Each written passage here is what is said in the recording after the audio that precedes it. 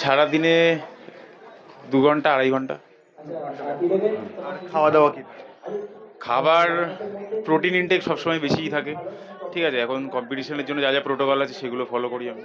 আর normal যখন থাকেন তখন কি? নর্মাল প্রোটিন সবসময় বেশি থাকে, মডারেট কার্বস থাকে গেনিংয়ের টাইমে, ঠিক আছে। আর ফ্যাট, হেলদি ফ্যাট থাকে। আমি সারা বছরই ডায়েটে থাকার চেষ্টা করি, ঠিক আছে। আচ্ছা। আর ওয়ার্কআউটের রুটিন কি থাকে? ওয়ার্কআউট মানে যেরকম overall double muscle single muscle যেরকম দরকার, আমি যেহেতু ওয়ার্কের জন্য ব্যস্ত থেকে আমি নিজেও জিম ট্রেনার একজন, ঠিক আছে। আমি সিঙ্গেল মাসেল ওয়ার্কআউটই প্রেফার করি, ঠিক আছে, যাতে আমার রিকভারিটা ভালো হয়। যেহেতু আমার সারাদিন বসে থাকার দাঁড়িয়ে থাকার কাজ, বসে থাকার কাজ না, আমাকে সবসময় ফুটওয়ার্ক করতে হয়। তো সেই জন্য আমি সিঙ্গেল মাসেল টার্গেট করি রোজ করার জন্য, তাহলে কি আমার বডিটা রেস্টটা বেটার হয়। আর নতুন যারা আসবে তাদের কি ওয়ার্কআউট হবে এবং কতদিন পর, আজ থেকে যদি আমি জিম শুরু করি, কতদিন পর একটা ভালো ফিজিক্স যারা একেবারে নতুন?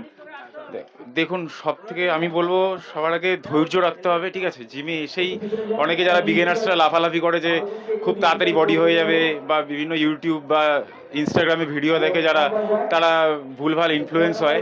কিন্তু এটা শর্টকাট প্রসেস না, ঠিক আছে। এটা একটু টাইম টেকিং প্রসেস, ঠিক আছে। আপনাকে ধৈর্য ধরে জিনিসটাকে ভালোবেসে আপনাকে এগিয়ে যেতে হবে, এবং লক্ষ্য রাখতে হবে। জিনিসটা আপনি ভালো না বাসলে পারবেন না, এটার কোনো শর্টকাট হয় না।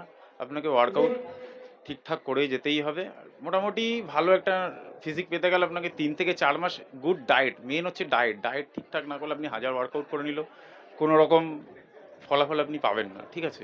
ডায়েট, স্লিপ এবং ওয়ার্কআউট, গুড ওয়ার্কআউট। আচ্ছা। একেবারে নতুন যারা, আমি বলছি যে অনেক সময় এই প্রশ্ন থাকে যে প্রচুর কস্টলি একটা বিষয়, প্রোটিন কিনতে হবে কি ইনজেক্ট কিনতে হবে, এত নানান প্রশ্ন। তো নতুন যারা একেবারে মধ্যবিত্ত রয়েছে, গরিব, তাদের জন্য কি ডায়েট? আমিও নিজেই মধ্যবিত্ত পরিবারের ছেলে, ঠিক আছে। তো আমি বলবো, যদি আপনারা মানে ওয়ার্কআউট জাস্ট হেলদি থাকার জন্য করতে চান, বা জাস্ট গুড লুকিংয়ের জন্য করতে চান, তাহলে একেবারেই সাপ্লিমেন্ট ডায়েট, মেন ঘরের খাবার দাবার বেছে খেলে, ক্যালোরি ইনটেক ঠিকঠাক করলে, প্রোটিনটা একটু হাই রেখে ঠিকঠাক চললে পরে দারুণ ফিজিক অ্যাচিভেবল। কিন্তু যদি কম্পিটিশন বা স্টেজ প্রোগ্রামের জন্য যদি আপনি প্রিপেয়ার করেন, তার জন্য টোটালি ওটা আলাদা প্রসপেক্টিভ, ওটা প্রফেশনাল অ্যাথলিট ছাড়া না, সেটা আলাদা, একটু কস্টলি আছে সেই জিনিসটা। আচ্ছা, আপনার নাম? আমার নাম রিজু, রিজু ওঝা। বয়স? আমার বয়স 31।